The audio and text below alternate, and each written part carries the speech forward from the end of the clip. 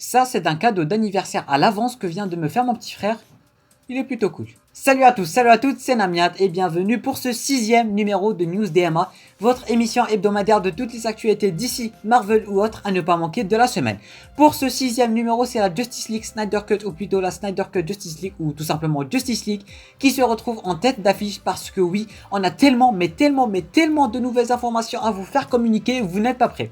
Contrairement à la semaine passée et celle d'avant, cette fois-ci on a beaucoup d'informations à vous faire passer pour cette vidéo. Du coup la team, n'hésitez pas à vous installer confortablement, à vous mettre à l'aise, de laisser le petit pouce bleu pour le soutien si ce n'est pas déjà fait. Si tu es nouveau à la chaîne, n'hésite pas à t'abonner ainsi que d'activer les notifications. Tout ceci bien sûr si le contenu global de la chaîne te plaît. Sinon je vois pas trop l'intérêt de t'abonner. N'hésitez pas à aller me suivre sur mes réseaux sociaux, les liens se trouvent en description. Je vais aussi vous demander la team de partager un maximum, mais vraiment un maximum. Je remarque que les épisodes de News DMA ne sont pas vraiment assez connus sur la chaîne et ça fait plutôt mal au moral. Alors la team, n'hésitez pas à partager un maximum et donner de la force. Et sur ce, sans plus tarder, let's go!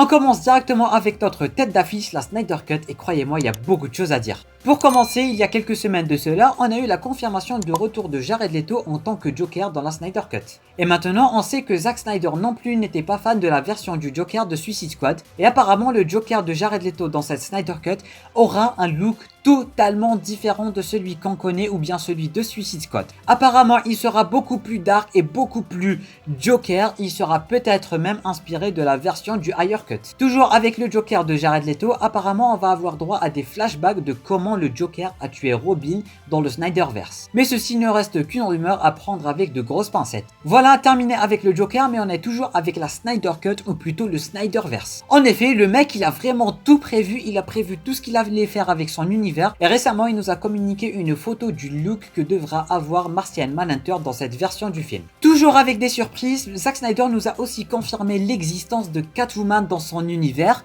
Et préparez-vous, ils étaient mariés puis divorcés 10 ans avant Batman v Superman, ce qui est plutôt grandiose. Et il avait aussi des plans pour les remettre ensemble pour un Justice League 3. Oui, le mec est clairement super ambitieux, il a des plans de malade pour se projeter dans le futur à ce point. Comme je disais, il avait des plans pour les remettre ensemble avant le sacrifice de Bruce Wayne pour Justice League 3. Oui, il avait une très grande vision de son univers avant que tout ceci tombe à l'eau. Mais il y a aussi de fortes chances qu'un Justice League 2 voit le jour parce que Monsieur Zack Snyder est vraiment super confiant à ce sujet. Et nous, on ne dit clairement pas non. Et pour finir en beauté avec cette Snyder Cut, on a la confirmation officielle de la date officielle du deuxième trailer officiel de cette Snyder Cut et ça fait beaucoup d'officiel, mais il est officiellement prévu pour le 17 novembre 2020, c'est-à-dire dans exactement 3 jours de cela et je suis méga super ultra hypé par ce projet. Voilà, terminé avec Justice League Snyder Cut ou Snyder Cut Justice League, mais on reste toujours avec DC Comics. On commence directement avec Amber Heard qui confirme encore une fois qu'elle sera bel et bien présente dans Aquaman 2,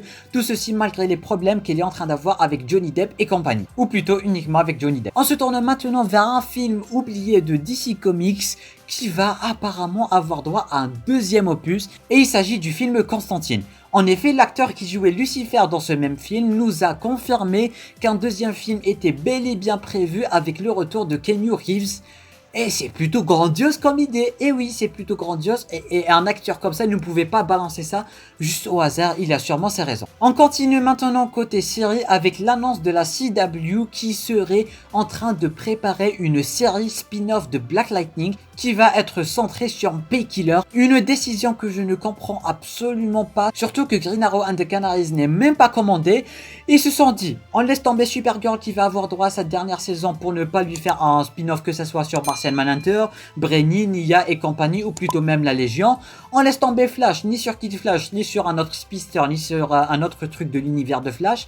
Même pas les légendes pour en faire un spin-off sur Ray, sur quelqu'un d'autre. Ils se sont dit, on va prendre la série la moins connue de la CW, on va prendre un personnage que presque personne ne connaît s'il n'a pas regardé la série, et on va faire une série spin-off sur ce personnage et ça va cartonner. De toute façon, je vais regarder, j'aime bien Painkiller, mais je ne comprends toujours pas cette décision. Et pour finir, côté série, il y a des rumeurs qui prennent de plus en plus d'ampleur sur la préparation d'une série spin-off. On reste toujours avec les spin-offs, mais croyez-moi, cette fois on est dans un niveau bien plus badass que Painkiller.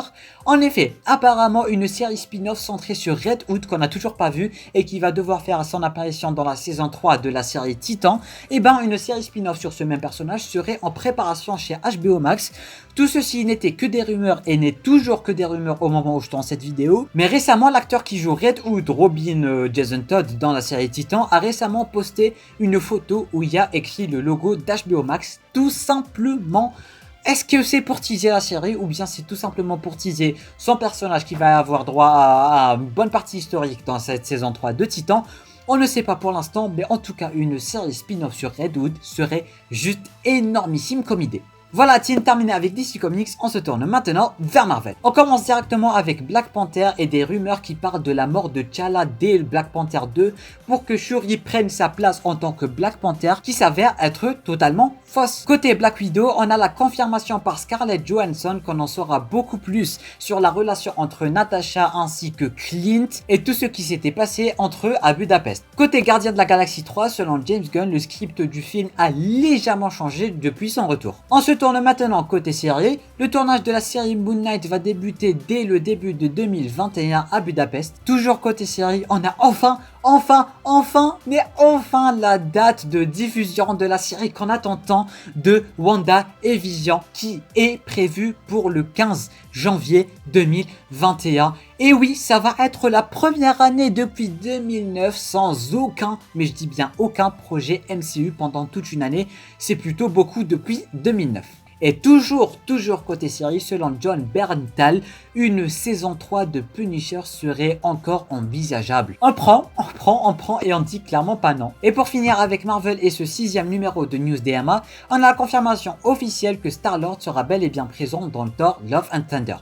Ceci me tracasse légèrement parce qu'on n'a jamais vu Star-Lord lui tout seul, ce qui me laisse supposer que peut-être, je dis bien peut-être et ce n'est pas confirmé, c'est juste moi qui dis ça, peut-être bien que tous les gardiens de la galaxie auront bel et bien droit à leur place dans ce 4e film de Thor. Et bien voilà la team, c'est terminé pour ce 6e numéro de News DMA qui est mine de rien super chargé, contrairement à celui de la semaine passée et celui de la semaine d'avant. J'espère en tout cas que cet épisode vous aura plu. Si c'est le cas, n'hésitez pas à laisser un petit pouce bleu pour le soutien qui aide vraiment pas mal. Si toi tu es nouveau à la chaîne, n'hésite pas à t'abonner ainsi que d'activer les notifications. Ça me ferait vraiment énormément plaisir. Tout ceci bien sûr si le contenu global de la chaîne te plaît, sinon je vois pas trop l'intérêt de t'abonner à la chaîne. Et sur cela team, je compte aussi sur vous à partager un maximum. Je remarque que News DMA n'est pas aussi regardé que les autres vidéos de la chaîne, alors n'hésitez pas à partager, ça permet de donner un max de force. Et sur cela team, moi je vous dis à la prochaine pour le 7e numéro de News DMA. C'était Namiad, portez-vous bien.